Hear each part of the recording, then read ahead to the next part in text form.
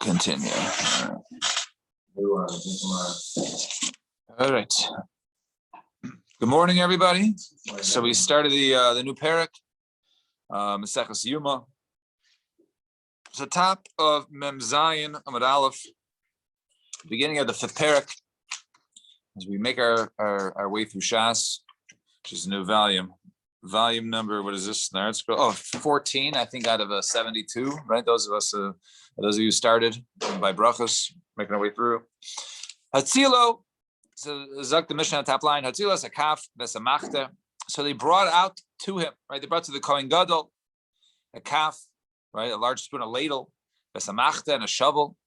So Chafim Elei Chafnav, Venasan L'Seicha kaf. So the understanding is, Gemara will get a little bit into. They brought a ladle or a shovel full of the incense, the ketores, right? That was supposed to be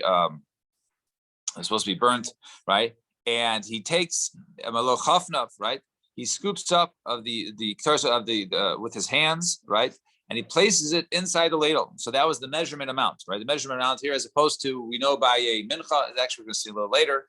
In today's daf, mincha is normally one handful, a scoop with one hand. This is a double handful. Right, malei chafnav, right? It's two hands. V'nasan l'seicha kaf, and he places in the ladle. So hagadol figadol v'akadol v'viktano. So and it goes to the size per the hand, right? Large hands, right? We'll have a larger double scoop, or right, and a small one will have smaller. V'kach ha'isa midasa. And this was its measure.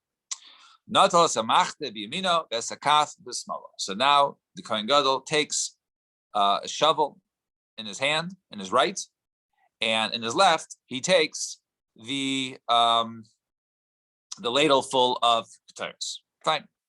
Now, machte. So what do we talk about? So machte, tanale. We already learned. Not also machte v'elo l'reshim mizbeach. Right? You take the shovel, right, and you go to the top of the mizbeach. And he goes ahead and he takes and he scoops up the coals, right, the burning coals, and he brings them down and he places it on the floor there. So our answer is Hasa Machtet Gechalim. Over there is referring to the shovel of Gechalim, right? The shovel of the coals, right? And over here we're talking about to bring up the shovel of the ketores. So there's actually two shovels floating around here, right? One had the coals, and those were never removed from this, from the shovel. That was going to be taken in, and the other, right, was a shovel of ketores, of incense, that he would scoop from and place it inside the ladle.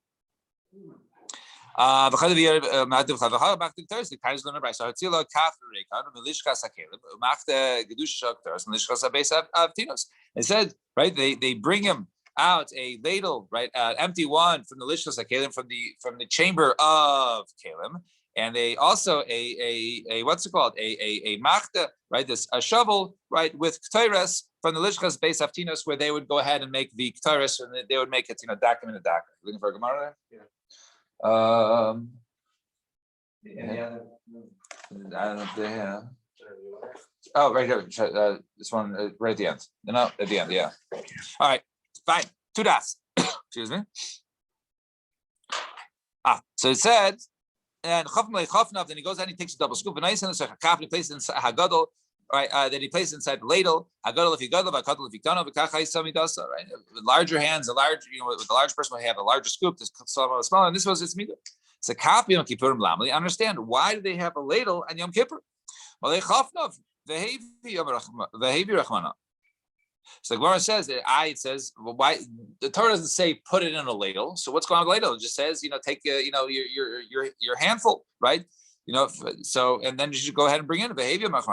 So the answer is mishum delo efshar, because it's really impossible. Remember, he's holding two hands to go ahead and bring it in, and he also has to go ahead and bring in the coals. So what's he going to do? Right? Now, if he goes ahead and let's say he brings in the coals first, and he comes back out, and he goes and brings the ketores. So right? It says he should enter. It doesn't say he should enter multiple times. It says he should enter once in order to do this avoda, right? So does he go ahead, basically maybe takes a double scoop of the ketores in his hands, then maybe places a shovel on top of that. So right, and then he goes inside. So Kimata Hasan, when he gets there, what should he do? How does he go ahead and hold a shovel, right? And be able to place the ketores on top of the burning coals, right? Should he go ahead and put it in his teeth, right? Should he hold it like the shovel in his teeth and then able to go ahead and put it on, right?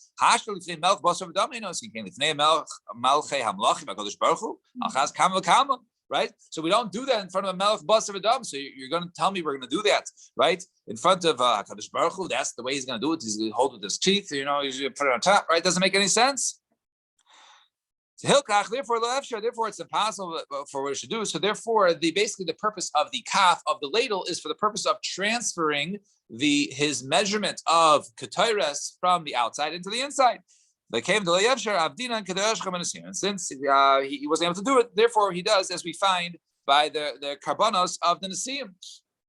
Right, the karbanos, the way they also had a ladle full of ketores. So therefore, over here, he brought in a ladle full of ketores. Fine, 2 dots. And also, not all as a machta, the yamin, if that's a kaf, small, he goes ahead, he takes the machta shovel with his right hand with the coals, and his left hand, he's holding the ladle full of ketores, and he's going to go enter like that. So Gemara says, Yitziva ba'ara, the gira b'shvei understand, right? It's a Yitziva ba'ara, like the residents are on the ground, and the giyarim, right? The illegal aliens are on top. Actually, in today's climate, actually it does seem better, right? Over here, we're saying you're treating, right, the normal way. In other words, what's the most important part of the of this? Is it the coals or is it the ketores? It's the ketores, right? Ketores is the part being offered, right? So the ketores really should go in the right hand, right? But over here, the logic is backwards, right? You're using the coals, right? It's like, if Kaviyachol, someone would say, hey, you should, illegal aliens should get, free health insurance, and citizens do not, right? Say like that, right? Doesn't make sense. So the answer is no. Zo meruba v'zo muetes. No, because the coals is larger, it's greater, it's heavier, and therefore that should go in the right hand, and the strong hand is zomas, and this one's less. And even when the two of them are the same amount. Or even Ukamais to Rabbi Yishmael ben Kimchis, and we'll soon see by Yishmael ben Kimchis, Rabbi Yishmael, the son of a woman named Kimchis, that he had a very large, I guess, double scoop, right? Zo Chama, right? One is hot and the other one's cold, so therefore, better go ahead and take the hot one, right? That one that's more, right, that one in the right hand, and then the colder, the thirst in the left. And speaking of Rabbi Yishmael ben Kimchis, Kimchis Shahaya Chayfein Arbas Kabin B'Kamei Chafnav. I guess he would have 4 kav, right, of ketores in his double in his double scoop, right, which is a very, very large amount, which is more than the amount of kavin of coals that were brought in. V'Aimer Kol Nashim, and he used to say Kol Nashim Zardu v'Zarad. He said all Nashim had regular Zarad v'Zarad. And however, Ima, however, his mother had more zarad than the others. What is the zarad? Right? So ikadamri ba'arsin. Some say it's like arson, so a certain type of food, right? A type of food that was like a porridge or something that was inu. The Rabbi Bar Nasan, like Rabbi Nasan, Rabbi Chiel, arson yafa l'chayla, right? That's a very healthy food, right? So perhaps she had the healthiest of food, and that's why she was able to have such physically strong children. And some say, some say is referring to, that he came from the finest, speed, from the finest, speck. Or could the Rabbi Yavo, like Rabbi Yavo, Rami see the pasuk says Tazreni Chayil Milchama, Ksiv Bahamazrani Chayil Milchama, right? It says Tazreni, right? Both words, right? Is that you place with him strength, but one time he uses without the aleph. The first time Tazreni Chayil Milchama. The second pasuk, right, uses Bahamazrani Chayil Milchama. So what is that? So what do we learn from here? So Amar David Kadosh Baruch Hu. So Rebbeinu Shalom Zarisani v'Zarasani. Right, so he says that Kadosh Baruch Hu, right? So with, so he says, go ahead. So he says with an the zara means to winnow, right? To go ahead and to when they winnow, they sort of separate, right? So it says basically separate and right, gird me with strength, right? And therefore, basically, he came, he was basically the elite of the elite, and that was the zera, which he came from, through his parents. And Amru Alav al Rabbi Shmuel ben Kimchis, what they said Rabbi Shmuel ben Kimchis Pamachas Siper Dvarim in Marbi Achad B'Shuk. One time he was talking with a certain Arab in the Shuk. Beniza Tzinuram Epiva Begadav, right? And then some spittle from the mouth of the Arab landed upon his Begadav. V'nichnas Yeshavav Achi B'Shimach Tachtav. And that day, right? It wasn't Yom Kippurim, but that day he couldn't act. He was tamei, I guess, until the evening. So therefore, that day he couldn't go ahead and do any sort of avoda. So his brother, I guess, was the next one up. Yeshavav, he was his brother, B'Shimach Tachtav, and he served in his place. And the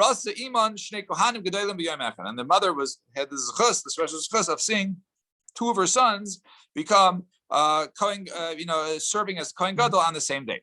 Also, they said Rabbi Shmuel ben Kimchis Pamachas Yatzav Siperim Adon Echad B'Shuk. One time he was to some owner, some master in the shuk, and when on Juvenile, he said, right? And some spit came out. The guy was telling me some spit came out upon his clothing. Benichnas Yosef Achiv, and then his brother Yosef served in his place that day. Once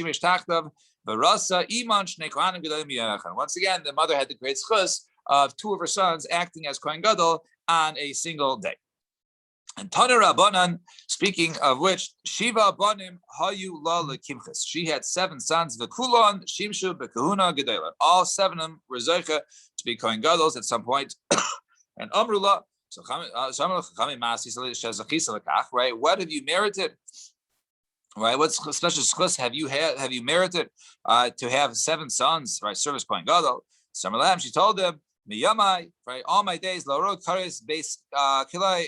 Sorry, so all my days, my house never saw my hair. Right, my hair is always covered, even when in my house when no one was around. Even the walls, I've never seen my hair. So, however, Amrullah Harbi also came to right? They said, look, many people, many women are that makbid. Nevertheless, they still never had that special schus, of having 7 sons. In other words, that's not something unique. To her, obviously, she had special schusim, but it was a practice that was done by others. So, Tanur Rabbanan. Back to our discussion around 8 lines from the bottom, first word of the line. Tanur Rabbanan Kumso. So it says over there, so referring to a kaimetz, right? So shelo yasa mida lekaimetz, right? So it says over here when he goes ahead and when he scoops it up, right? So a person takes a kaimetz. It should be shelo yasa mida lekaimetz. A person shouldn't go ahead and make a measurement, right? You take a measuring cup. Hey, this is the amount of a kaimetz, right? We see it's a certain amount of volume. Okay, so since this is the size of a kaimetz, we'll just have a standard measuring cup called the kaimetz cup, right? Why don't you do that? So it says become so it has to be over there, right? With his kaimetz, every person is not something standard. Every person has to do a kmitza. Okay, so that was by kaimetz when it comes to a mincha. So by mincha, you can't go ahead and make a measuring cup called the kaimetz. Rather, every person, whatever his handful is, a single handful. We'll soon see how it's done. That's how it's done. But what about let's make a measuring cup for the Kohen Gadol, right? Let's call it the measurement for the chafina. So Hasim would the kaim. So over there it says with his hand of al hachad leksiv bechafnav. It doesn't say bechafnav, right? His palms, right? His hands. So maybe you're allowed to go ahead and make a mida.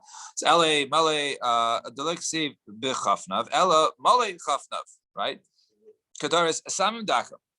Isn't a hand measuring tool as well?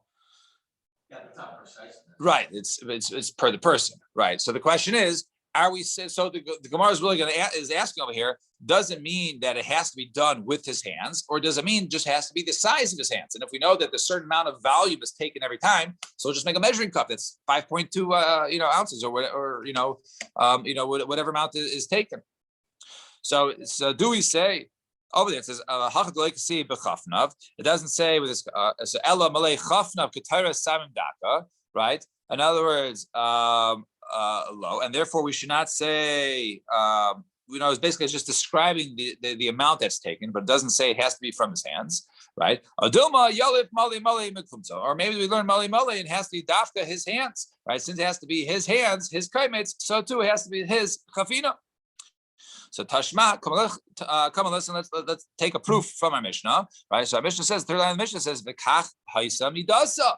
This was its measurement. So my lav shimratz lasais midas sounds like this was its measurement. And its measurement is this guy's hand. So we know if this guy's Kohen Gadol's hands, right? Yeah, we saw there's different Kohen Gadol's who served for many decades, right? So okay, we know this is his measurement. He takes the same time every year. His hands the same size. So let's go ahead and make a measure. So isn't that what it means? So Bar says no, lo haki kamar. This is how he used to go ahead and go ahead and take more another scoop on the inside. In other words, like this. There's a shayla in the Gemara as to a little later on that we said, okay, he has the double. He's going to be burning the Ketores upon the burning coals, right? He takes the Ketores upon the coals, and then it starts to burn. So he has to take a double handful. So the question is like this: before he brings it in, he already took a double handful, right? So he has that measurement now in this ladle. Okay. Now, does he go ahead and retake it again with his double handful to place it on the coals, or does he just now, since he already has the measurement, just pour it in? So since we're saying over here that when it's telling you this is its midah, telling you he has to do a double handful, maybe it's teaching you that he has to go ahead inside and do chafina again. So shema mina chayfen b'chayzer b'chayfen. He does chafina. He takes a double scoop on the outside to place in the ladle, brings the ladle on the inside, then double scoops it again from there with his hands. Right? Let's learn from here. So the Gemara says no. Dilma maybe just means shim ratz alasais midah. He said if he wants to go ahead, and maybe it means that if he wants to go ahead and make a midah, right, make a measurement, that he's allowed to go ahead and do it. Inami or or that this is the measurement. In other words, telling you that you can't take more than a double scoop, and or you shouldn't take less. Now, but lav dafka, it's teaching you whether or not there is chafina after chafina, whether there's two chafinas, or whether one can make an instrument of the size of the double scoop of the Kohen Gadol. So Taner Rabbanan Male Kumsai. So Yachum Avuratz. So when going back to case of kamitza, when it comes to a mincha, which is offered using a scoop, a kaimetz of flour. So yachum avuratz, you might think, go ahead, have big pile on top. Tamalayim, the says bekumtzo, right? But dafka his handful, you can't have it, like a mountain on top of his one hand. So maybe only the tips of his fingers. You take a little bit, right? It's like a scoop of his hand. Tamalayim, the says mali kumtzo has to be his full palmful. Like people take it. Okay, it's a house so. He goes ahead and he takes his three middle fingers, right, not his thumb and not his pinky, and he scoops down, right? He scoops down the kaimetz, and then he basically digs in, right? And now he's going to have in his hand a palmful, right, or not a palmful, even just between his three fingers and the palm of his hand, the kaimetz. And when it comes to other karbanos, top of the page, Mem Zayin on the base. Other karbanos which are either fried before, so in other words, it's not like a floury consistency because it's already been mixed with oil and fried and deep fried. So that obviously isn't like fine like sand, right? So that how do you go ahead? It's jagged edges or stuff sticking out. So then it says then he goes ahead, and if some of it's sticking out, then he brushes it off with his thumb on top and his pinky on the bottom, so therefore it's an even amount. There is nothing sticking out on either side.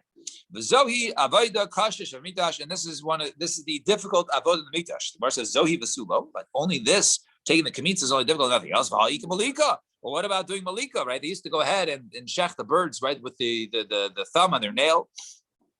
Right, also chafina. We said for the Kohen Gadol, his double scoop and bringing it in and applying it without spilling, but that was also very difficult. So this is one of the doing the kamitza is one of the more difficult avodas in the mitash. And Rabbi Yochanan, Rabbi Shua ben Uzai bein habinim shalom kumtza mahu.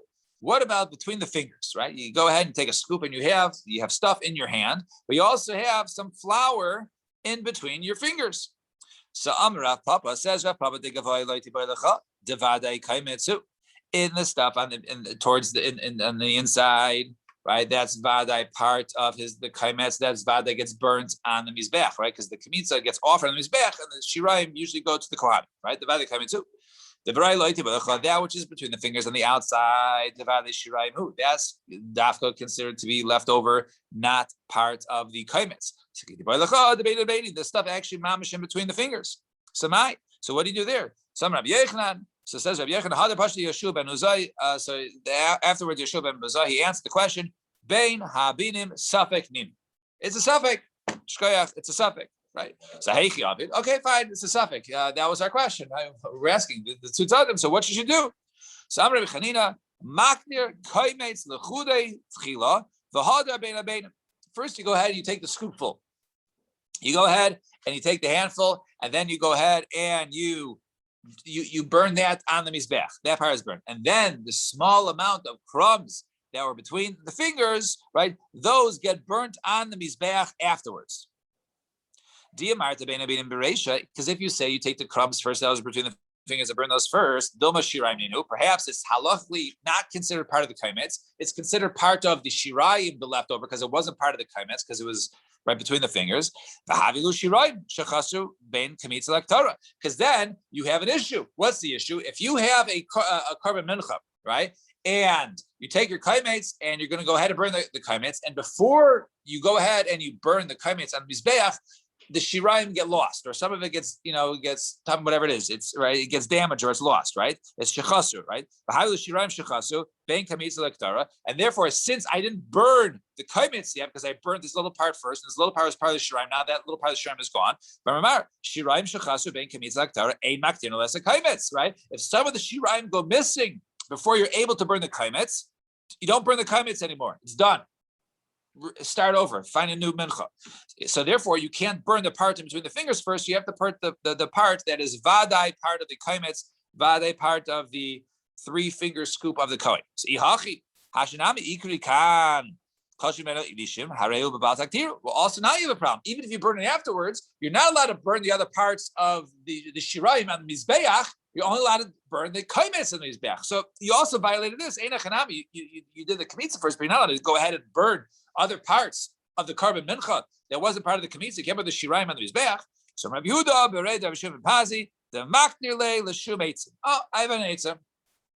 All right, no pun intended. My eitzah is to offer it as eitz, right? My eitz is to offer it as eitzim, right? The shem wood, right? You're allowed to go ahead and burn something if it's not l'shem mincha. Perhaps it's for the purpose of wood on the mizbeach. So Rabbi Eliezer, the tiny Rabbi Eliezer, right? You can't go ahead and offer l'reich as a korban, right?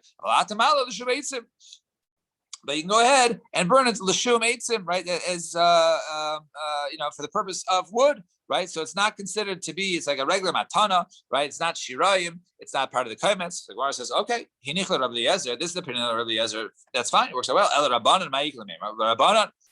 What did you say? So Rav Mari. Okay, I'll give you a practical suggestion. The kamse shmini. Right. Go ahead, find a kohen who has nice thick hands. Right. There is no room between his thick fingers. Right, for anything in between. If he keeps his fingers together during the kamitza, then there will be nothing in between, and then you won't run into this issue. So even according to this, Rabbi Yezer, right, his was like, you could offer the shemaitzim. Now, go ahead and find a kohen with someone with thick hands and let him go ahead. Yes, right. All right, skip the apprentices. Now we have a series of questions. We'll only do a couple lines of series of questions, and then we'll leave off here. So a couple more lines. So, Papa, Beina Binum Shamay Chafnav Ma. So now we're talking about going ahead and taking the kamitza. So what about any sort of bein habinim in the case of the kohen gadol, right? So in other words, we talked about the kamitza that with the fine flour that was between his fingers. Now what about the kohen gadol? Right? Is it part of Malach Chafnav? Is it part of his handful, his scoop, his cupped hands? Samai I understand the question. If we learn from the Gzer Shava Malay Chafnav Malay Kumso we learn the case of Kohen Gadol from a regular flour offering of the Kamitza. So it'd be the same halacha there, right? So Hainu Hach. So Rapapa says, no, Hachi Boyle, this was asking, Malay Chafnav Vehevi Be'inan. Va'ika. Do we say that it's Malay Chafnav and he brings it, and therefore since this part between his fingers, right? The particles between his fingers are being brought, so therefore that's okay. Va'ika, Aiduma v'lokach v'hevi be'inan. He has to go ahead and take it intentionally, right? And therefore you require that which is intentionally taken. Therefore, any sort of ketores that is stuck in between his fingers, v'leka, it would not apply. So take. So once again, so the Gemara answers with a teku that we don't know. We have to wait till Eliyahu Hanavi comes and answers for us. And Amra Papa Shitali Malikumsa Kumikatsi Inchi. I understand when it says Malikumsa, it has to be the way that people do a kamitza. So Bayrav Papa, so Papa says, what about Kamatz Barayshesh Ma? Right? What about if someone, instead of now the normal way of doing this, I guess in the case of scooping down, right, is by by I guess putting the by scooping up, right? Scooping up would be the normal way when you put it on the sides and you scoop it up. So what about right? What about if he starts with the fingers, right? The fingers and does it that way, mahu or milamata lamala, right? Mahu. Or what about milamata lamala? What about if he goes ahead and he says where he has the back of his hand and then he basically digs his fingers down, right, and takes it that way, right? Or what about if he puts his the back of his hand on it and then he basically lowers the back of his hand until it comes in the back way until his hand fills that way to go ahead and take the ktares mahu. So the Gemara answers here teku. So the Gemara answers in the teku over here. In this case, also not answered. And I think we'll stop here because it's a continuation of all these, and looks like the next couple of days are a little short also. So, all right, shkayach everybody. So Sunday morning, Mitzvah Shem, 6:45. Monday davening here is 7:45. So we can learn probably 7. Yeah, 7:15. Yeah. Well, I'll look at the blot. I'll see if it's longer.